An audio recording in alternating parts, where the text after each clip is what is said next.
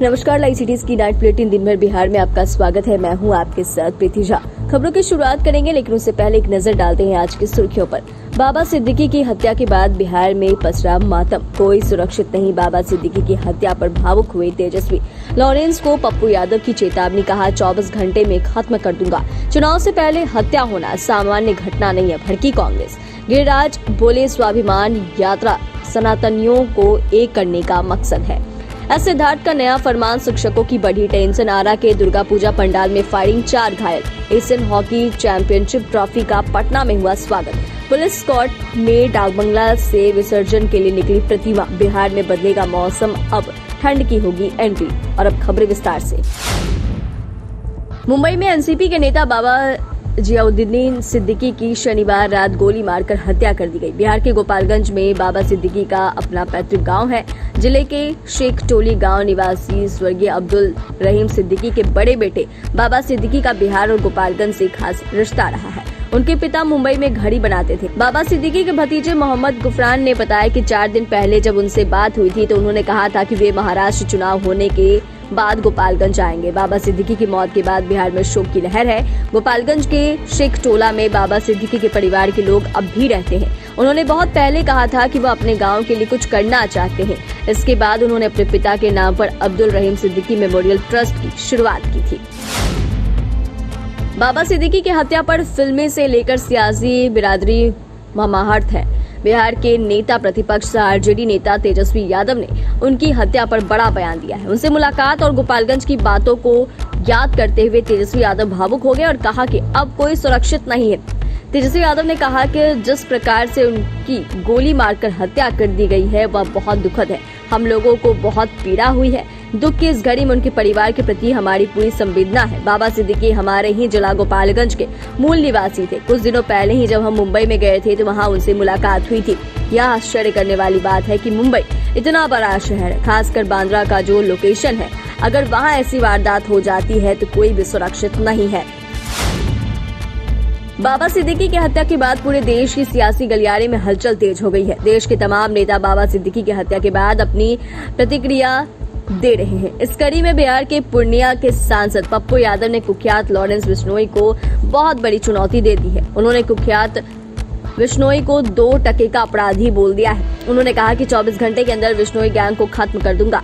उन्होंने लिखा है कि यह देश है या हिजड़ों की फौज। एक अपराधी जेल में बैठ चुनौती दे लोगों को मार रहा है। पूर्णिया सांसद ने कहा कि सब मुखदर्शक बने हैं, कभी मूसेवाला, कभी करनी सेना के मुखिया, अब एक उद्योगपति राजनेता को मरवा डाला। पप्पू यादव ने चुनौतीपूर्ण लहजे में कहा कि कानून अनुमति दे तो 24 घंटे में इस लॉरेंस बिश्नोई जैसे 2 टके के अपराधी के पूरे नेटवर्क को खत्म कर दूंगा। मुंबई में एनसीपी नेता बाबा सिद्दीकी की शनिवार रात गोली मारकर हत्या कर दी गई। उन पर बांद्रा में खेड नगर में अपने विधायक बेटे जिशान सिद्दीकी के ऑफिस के बाहर 3 बदमाशों ने फायरिंग कर दी। सिद्दीकी को वाई कैटेगरी की सुरक्षा मिली हुई थी, लेकिन घटना के समय उनके साथ कोई कांस्टेबल नहीं था। बाबा सिद्दीकी की हत्या पर बिहार के नेताओं ने भी दुख जताया है। आरजेडी सुप्रीमो लालू प्रसाद यादव, पूर्व सीएम राबड़ी देवी और नेता प्रतिपक्ष तेजस्वी यादव, पूर्णिया सांसद पप्पू यादव ने शोक व्यक्त किया है। कांग्रेस के प्रदेश अध्यक्ष अखिलेश प्रसाद सिंह ने भी सोशल मीडिया पर ट्वीट किया है और बाबा सिद्दीकी के निधन के बारे में सुनकर स्तब्ध हूँ, दुखी हूँ, ये लिखा है। उनके परिवार, दोस्तों एवं समर्थकों के प्रति हमारी गहरी संवेदना है। केंद्रीय मंत्री गिरिराज सिंह 18 अक्टूबर से भागलपुर से हिंदू स्वाभिमान यात्रा शुरू करने जा रहे हैं। उनकी यात्रा पर विपक्ष लगातार सवाल उठा रही है। अब वही गिरिराज सिंह ने पलटवार किया। उन्होंने कहा, तेजस्वी यात्रा निकाले तो ठीक, प्रशांत किशोर यात्रा करे तो ठीक, तब किसी के पेट में दर्द नहीं हुआ। आगे उन्होंने कहा कि तेजस्वी यादव और प्रशांत किशोर का यात्रा तो वोट के लिए और मुसलमानों को जोड़ने के लिए किया जाता है। मेरा यात्रा करने का एक ही मकसद है कि सनातनी एक हो। यह यात्रा धार्मिक यात्रा है, अगर एक नहीं होंगे, बटोगे तो कटोगे। दरअसल गिरिराज सिंह भागलपुर से 18 अक्टूबर से हिंदू स्वाभिमान यात्रा शुरू करेंगे। यात्रा 19 अक्टूबर को कटिहार, 20 को पूर्णिया, 21 को अररिया और 22 अक्टूबर को किशनगंज पहुंचकर समाप्त होगी। शिक्षा विभाग के अपर मुख्य सचिव एस सिद्धार्थ ने सरकारी स्कूलों के शिक्षकों के लिए नया फरमान जारी किया है। उन्होंने निर्देश दिया है कि राज्य के सरकारी स्कूल के सभी शिक्षकों को साल में 2 बार आवासीय प्रशिक्षण दिया जाएगा, जिससे शिक्षकों और बच्चों को पढ़ाने में मदद मिलेगा। वहीं इस कार्यक्रम के लिए केंद्र सरकार बिहार सरकार को 32.20 करोड़ की राशि देगी। जानकारी के अनुसार प्रशिक्षण कार्यक्रम अगले साल यानी 2025 में जनवरी फरवरी में शुरू होगा। बता दें कि दिसंबर माह में शिक्षकों के स्थानांतरण और पदस्थापन के बाद उन्हें आवासीय प्रशिक्षण दिलाने के लिए इस योजना को तैयार किया गया है। आरा में रविवार सुबह पूजा पंडाल में बाइक सवार बदमाशों ने अंधाधुंध फायरिंग कर दी। पूजा समिति के सदस्य सहित 4 लोग फायरिंग में घायल हो गए। सभी को इलाज के लिए आरा शहर के बाबू बाजार स्थित निजी अस्पताल लाया गया। वहीं घटना को अंजाम देने के बाद बाइक सवार हथियारबंद सभी बदमाश हथियार लहराते हुए मौके से फरार हो गए। घटना की जानकारी मिलने के बाद नवादा थाना के दरोगा वाहिद अली घटनास्थल पर पहुंचे। घटनास्थल से 2 खोखे बरामद किए गए। पुलिस अपराधियों की गिरफ्तारी के लिए छापेमारी में जुट गई है। गोलीबारी क्यों हुई है, अभी तक इसका पता नहीं चल पाया है। एशियन हॉकी चैंपियनशिप ट्रॉफी महिला का इस बार नवंबर महीने में आयोजन होगा। इसे लेकर तैयारी चल रही है। 9 दिनों तक नालंदा के राजगीर में नवनिर्मित स्टेडियम यह टूर्नामेंट होगा।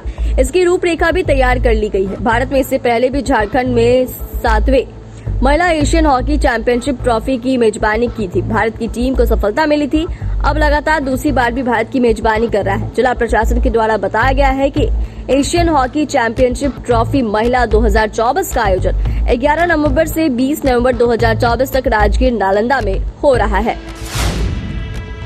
पटना शहर की सबसे बड़ी दुर्गा पूजा पंडाल समिति में से एक डाकबंगला चौराहा पूजा समिति की ओर से धूमधाम से मूर्ति विसर्जन कराई गई। ढोल नगाड़ों के साथ डाकबंगला चौराहे से मूर्ति विसर्जन के लिए ले जाया गया। पटना के अलावा बाहर के बैंड भी इसमें शामिल किए गए। जमकर आतिशबाजी की गई।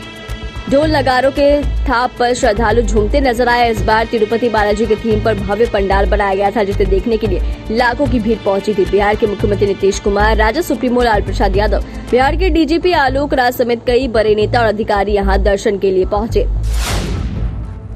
बिहार में अब ठंड की एंट्री होने वाली है। आज प्रदेश के किसी भी जिले में बारिश होने की संभावना नहीं है। सभी जिलों में मौसम शुष्क बना रहेगा। इस दौरान दिन के तापमान में सामान्य से 1-2 डिग्री सेल्सियस की बढ़ोतरी देखने को मिलेगी, जबकि रात के तापमान में गिरावट आएगी। हालांकि 18 अक्टूबर को 11 जिलों में बारिश की संभावना है। पिछले 24 घंटे के दौरान बांका जिले का तापमान जो है वो 34.6 डिग्री सेल्सियस रिकॉर्ड किया गया है। इसके अलावा पटना का अधिकतम तापमान 31.4 डिग्री सेल्सियस दर्ज किया गया है। चैनल को सब्सक्राइब करें, फेसबुक पेज को लाइक करें। धन्यवाद।